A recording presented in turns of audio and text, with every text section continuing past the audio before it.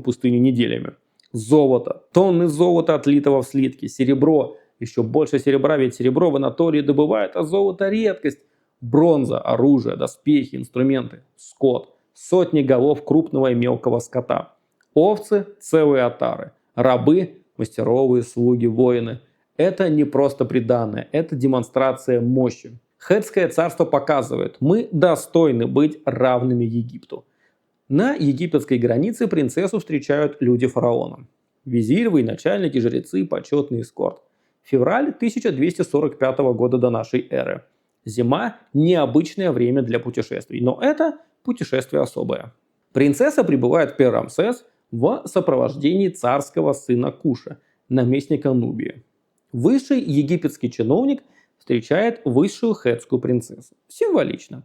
Свадьба, пиры, празднества. Две империи объединены браком.